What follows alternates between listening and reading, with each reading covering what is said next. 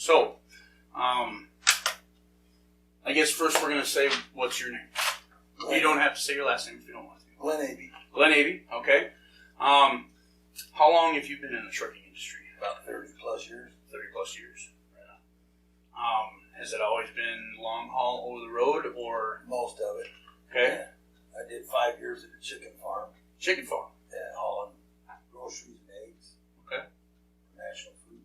Okay. And then there was, I did, went back to work on a ranch for about 3 years there, where I used to work a long time ago. Okay. And it was pretty good until somebody bought the farm and I wasn't going to work for the guy, so. Okay. Understood. Yeah. Career choices. You know, a friend of mine came by the house one morning and talked to me and went down to the cafe when the wife was still working at the cafe. Right to the payphone. And said, "Charlie, you want coffee?" Yep. He got on the payphone, called the company where I used to work. Tell Rich to call them today. If you call him, if he doesn't call him today, he probably won't get him back. So I came home from work that night and the wife was talking to my old boss on the phone. He was asking her if it was okay. She said, "He's going to go back drive, Rich. It's a matter of time." Right.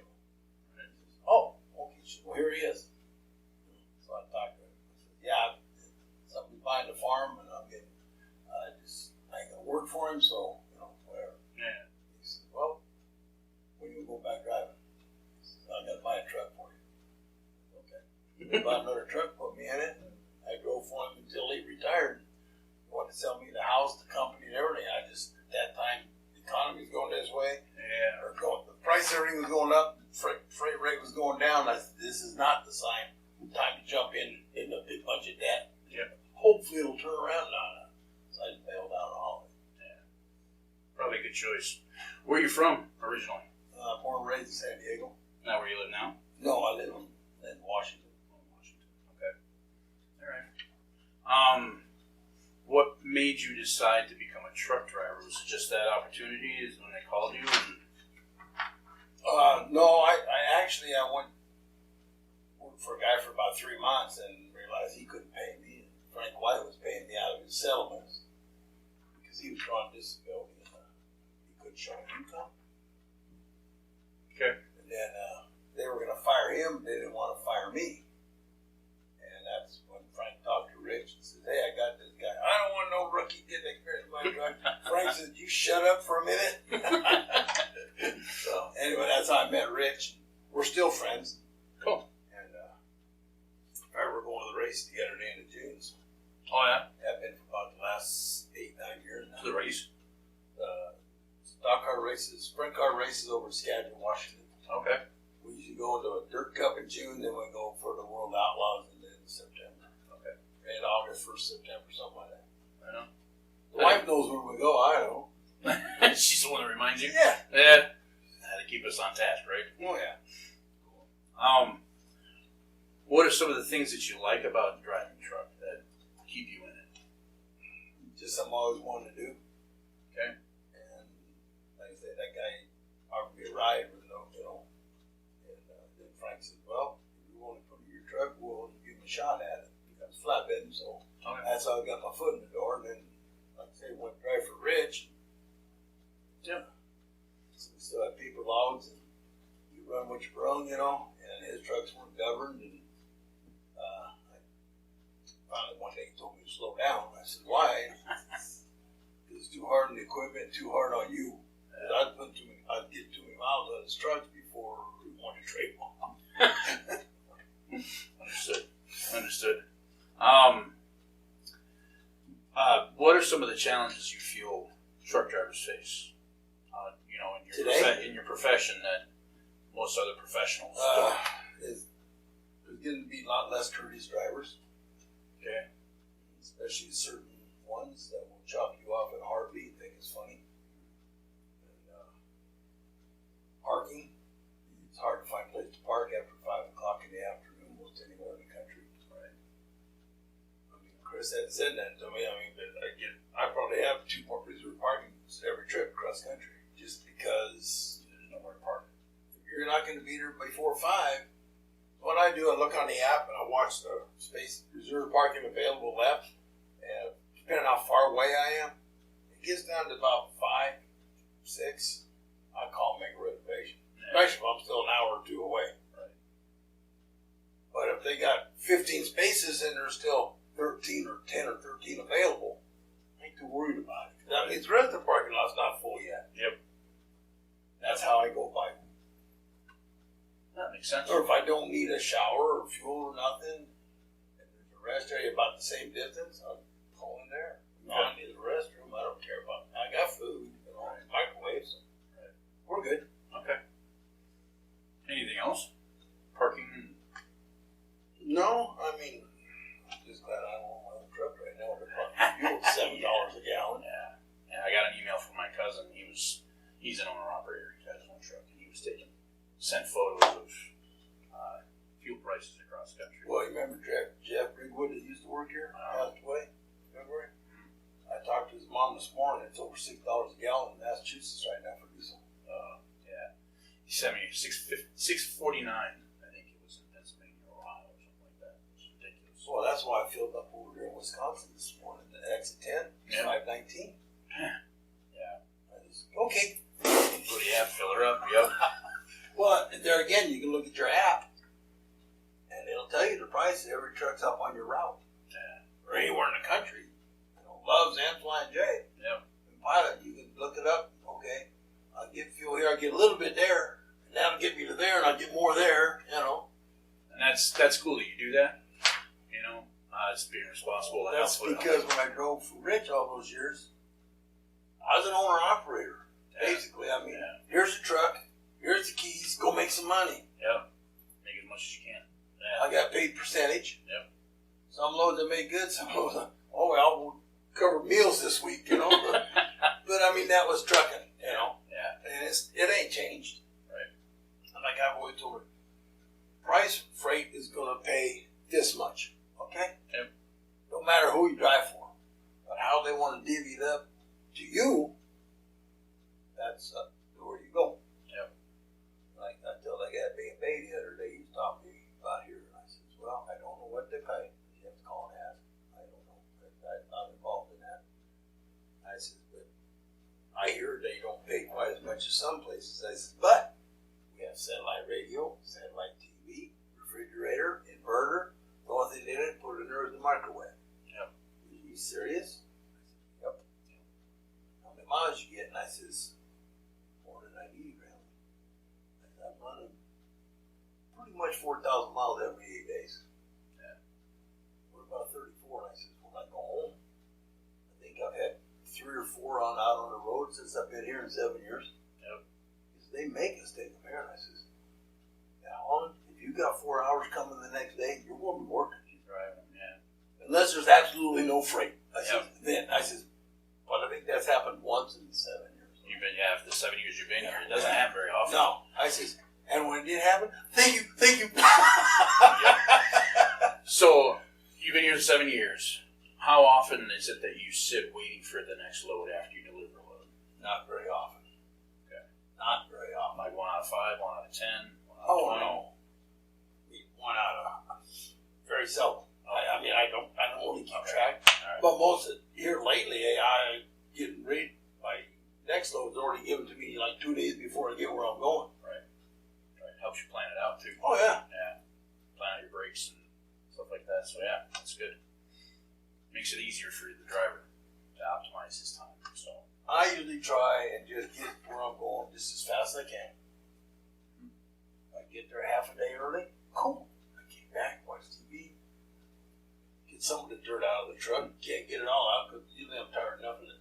I was going to do it the other day, but it was 80-something degrees and humid. I said, no, air conditioner's fine. We'll shake the roads. And broom everything out. Okay, we're good.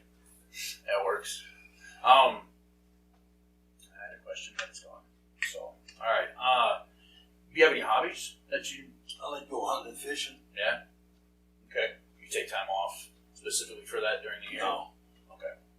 No. Okay. Well, I did this. I took 2 weeks off in June because I wanted to go to the combine derby. That had been 2 years. I was there at home, and then I wanted to go to the dirt cup.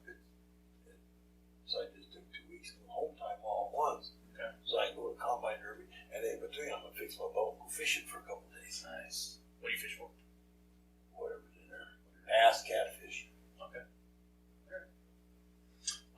obviously have a pet. Yep, that's Pepper. That's Pepper. It's his truck. He just lets me drive it. Yeah, lets you ride it along. No, I get to drive it for him because he can't reach the pedals. Oh, yeah. You always had a pet with you? Pretty much. Yeah. Okay. Yeah. I tried my black lab once, but that didn't work so good. Just down to Portland and back from Spokane. No, I dropped her off at the house. Too big? Oh, yeah. Yeah. She'd get in the right hand seat and I couldn't see out the mirror. Oh, yeah, that's fun. Let her know interruption. Ignore. Let's fix that real quick. Got it. All right. You do anything to stay active? You take Pepper for walks and stuff? Oh, drug stops? Yeah. Oh, yeah, he makes me take him out all the time. Okay. We do not stop without him. On out. Right. Usually when I come here, he jumps in the bunk, grabs his BALL. Mm-hmm. I can't say the word because he'll go looking. Guess I'll go in looking for it, yeah. And out front we go. Yeah. That's good. It's good to get some exercise out Yeah. of the dog. So, how long do you stay out? How do you balance home and work? I stay out a month to 2 at a time. Depends on what What you got planned and what's coming up? Yeah. And the time I off? mean, I stayed out quite all this time because I'm going to be home for 2 weeks in June. Right. So you stay out a little bit longer. And I went by the house the other night. I was going right by there and I had time, so I was up to the house. Okay. Took off early in the morning, went on over to Ellensburg, spent the rest of the night right there for the next day. Right. Had enough time then on into Seattle. Okay. If you go to North Bend anymore, unless you get there first thing in the morning, you ain't gonna get this. Right. And they're $20 a shot now. Oh. And no restaurant. All I have is Popeyes. Yucky chicken. Sorry, I don't like it. That's okay. So anymore, I'll just stay in Ellensburg. Okay. There's a new pilot right across the street from Cat Corner from the Loves. So. Okay. Yeah. So, do you ever have trouble finding a place to fuel with us? No. I mean, we got Loves and Got Pilot everywhere. Flying J. They're everywhere, so. You shouldn't. No trouble finding a place to fuel. Yeah. Okay. I mean, there's. What was it? Julie told me one day back when Julie was still here that I ran out of fuel. How the hell do you do that? How do you do that? Yeah, I consider you Now, pretty much fuel When almost I anywhere. was in the office of National Food there at home, I had driver run out of fuel, running from Lynn to Spokane back to feed. I said, George, for the gauge, I said, don't give me that excuse. You've driven that truck every day, you know about the gauge. Yeah. I said, you can fuel at the yard, you can fuel in Ritzville, you can fuel at Airway Heights. Yep. I said, come on. Yep. In 90 and 100 miles, you got 3 fuel stops and you ran out of fuel. I told him that's once. Yep. Because I had to go get a fuel can, get my pickup, and go up to Tokyo. Yeah. Which, from Tokyo, where he was at, you got to go all over to Sprague. It's like 15, 20 miles for the next exit. Right. So I just went to where the cops hide out. Man, you turn their hideout. Okay. Yeah, that works. That works. So, over the years, there have been a lot of changes. Okay. What do you think are some of the recent changes that have made trucking better? If any. I don't know. Some of the changes have made ain't pretty good because you got people who don't speak English having a license now. That used to be a rule. You had to read and speak English well enough to communicate to get a CDL. Yeah. Now you do not. No, that was told to me by Montana DOT. Okay. The prime driver about ran over me at the inspection site. Okay. He said, as long as they have a translator in their phone and they can prove they can read most of the road signs. That's an interesting development. I didn't know that. Yeah. Okay. That was told to me by DOT about a year or so ago. I got a jump inspection there at Forsyth, Montana. Okay. Yeah, him and I we were talking. It's always best to engage the inspector, right? How long have you been working for Holland? 7 years? 7 years. All right. What are some of the things that you really appreciate about working here? Good equipment. Okay. Maintained. There's a problem to get it fixed. Well, try and make it here and there, which I do. I told I had a crack on windshield. I drove for almost a month. It started up like this, and it came across and went back down. I said, we're good. Okay. But yeah, you try and get to the yard to get something fixed because they're here all the time. Yeah. Well, not on Sundays anymore. Right. They're here enough you can get it fixed. And it's cheaper and pretty much quicker having it done here too. Oh, you go to a shop, TA to get tired of it. Well, come back in the morning. Yep. You're there at noon. Yep. You ever have any trouble getting things fixed on the road? Not trouble. Might take them a while, to get it done. Like when my DEF went out there at North End, we're going to work on that. Okay. Shop helped you find a place though? Yeah, I went to Freightliner, and we had a tow. Yeah. I don't know when it did it. I mean, I didn't see any lights on when I parked.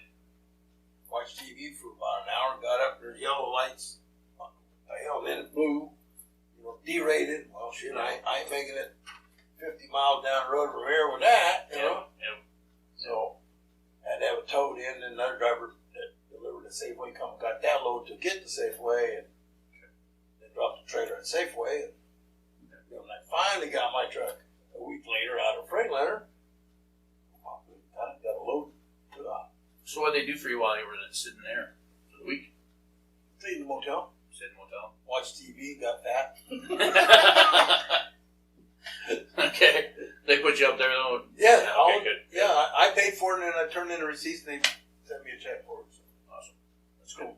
Yeah. All right. I just figured that was easier than them giving the motel a credit card number and blah blah. No, here I can cover it. Yeah.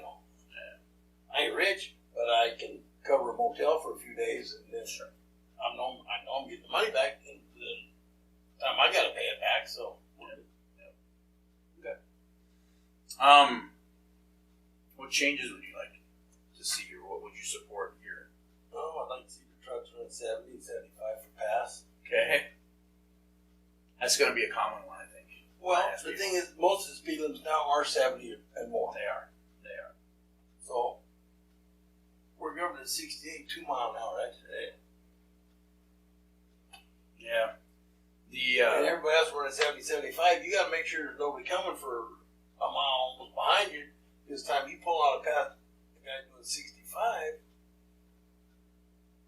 it takes a while to get around. You ever use that passing mode? Oh, yeah. All the time? Yeah, mine goes up to 69 now, so I go from 68 to 69 to balance. Okay. Chugging right along. Yeah. All right. That's all right. That's why they want to set the drugs. It's their drug, not mine. Yeah. I think, with fuel mileage becoming a big issue now, and I think the insurance companies, the higher, for each incremental, Well, what's that? Rich and I got our own authority. They didn't say nothing about price for government drugs. Okay. I don't know. Well, half the fleet was owner-operator anyway. Yeah. So you can tell owner-operator, well, you only run 65 miles an hour. That's He'll true. tell you where to shove it. Yep. Real quick. But, I mean, I don't like government trucks that you can't get out of the way. Yeah. You got a couple guys poking along, but you got to slow down. So you're losing time because you can't get out because everybody else is running by 70, 75, and you don't want to get in there either. So. I mean, I drove my government trucks for 20 years and I got one speeding ticket. I was coming out of a little white spot in the road down in Nevada and I went up to 55 before it was 55. Okay. You catch me doing 75 before that. You gotta realize it's incrementing. Well, it's 20 years ago, but the speed limit was like 70, Right. 75. Right. Yeah. All right. So, Take your foot out of the floor, you're not supposed to be having it there. That's all.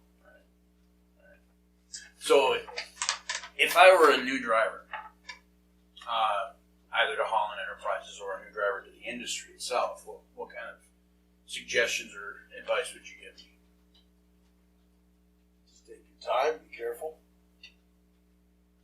Okay. In the wintertime, I tell guys you gotta drive by the seat of your pants in the wintertime because the road just because it's snowing doesn't mean you can go fast or slow.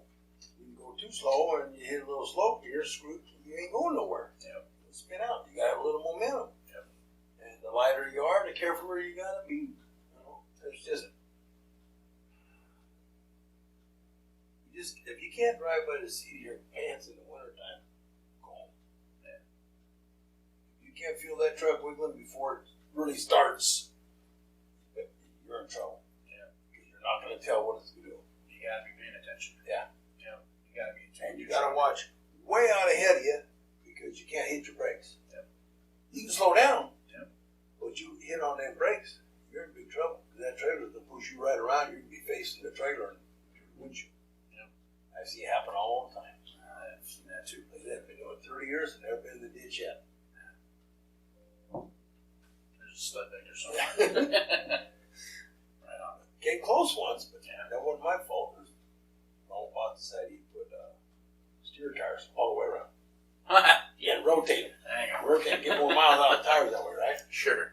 I was on Highway 212 in Montana. I'm coming down this hill, curvy, and there's some frost where the shade was, right? The rest of it was bare dry. Sure. 80,000 pounds, that Jake brake on a lot of tires. Started coming around. Yep. I stepped on the throttle, dirt tracked back to the left. I called him up and said, "You take your drive tires and put them on the steers all day long. But you can put them back on drive on this truck." Yeah. I told him what happened. He says, "Ooh, not a good idea, huh?" And I said, "No, not a good idea." I said, "And this is just frost. It wasn't ice." Oh, and I had plenty of weight to hold them down. So, okay. And I came home, we put new traction tires on. I think he started rotating those on the trailer. Yeah. The old drive tires. Understood. Okay. Anyway, there's just a lot of things. You just got to take your time, figure it out. If the roads are bad, slow down. That's all there is to it. Okay. Sometimes you can run 50 miles, 60 mile an hour in the snow. Got to figure out what the temperatures are. The colder it is, the stickier it is. The warmer it is, the stiffer it is. Just, take your time, go slow until you got it figured out. Yep. Don't drive beyond your abilities. Yeah, exactly. Yep. That's one I always thought was. I've had guys ask me, how fast you drive in the wintertime? Well, what's my load? What's the temperatures? What's the traffic? That all makes a variance. Yep. And I gotta take everything into consideration. Yeah. I mean, it's not. You can't just say I drive this way. Yeah. Because that's going to change. 5 miles on the road. Yeah. You might the other day I was coming across here, roads were bare and dry, and all of a sudden, from half a mile, the whole road nothing but a sheet of ice and potholes. Yeah. Well, once you're on there, you ain't slowing down much. So you're bouncing this way in the potholes. You can't hit the brakes because it's just as slick as that right there with ice. Yep. No warning, no nothing. Yeah. Bare and dry to a sheet of ice. Yeah. At 68 mile an hour, it gets your attention real quick. Having driven in the oil field, you had a lot of changing conditions. Oh yeah. So, do you have anything else you want to add? Come to work here. You're going to work. This ain't no rest home. Running. Yep. Running. It's one of the selling points, one of the things that people are looking for, so not sitting around. I get a lot of drivers out there that think that are frustrated, when they're waiting a day, 2 days, sometimes you talk to them, they're I know. 3 and 4 days for I remember sitting in Florida with a step deck for 5 days one time. Yeah. For 4 days, I guess we loaded on the 5th day. Yeah. And there's reefer guys sitting there too. That broker down there wanting us to haul it for 90 cents a mile. That almost covers the fuel, folks. Maybe. Yeah. Well, back then the fuel wasn't as bad, but still, finally we put like 3 or 4 partials together and it paid to get out of there. And reefer boys, they're wanting them to haul for almost reefer fuel money. Yeah. Nope. All right. So anyway. Well, Glenn, thank you very much for doing this. Right? If you need anything, feel free to let us know. But this should be up on YouTube. Hopefully by tomorrow we can get it. Okay. There may be some editing to it. That's cool. Whatever, but I appreciate you doing this. Oh, no problem. Like I said, it's a good outfit, and if you don't want to work, don't come here. That's simple. Was this interview relatively painless? Oh, painless is all. Good. I'll take Mike's header when I get in trouble. Right on. All right. Okay. Thank you We gotta again. go to work. I think I still got 5 hours.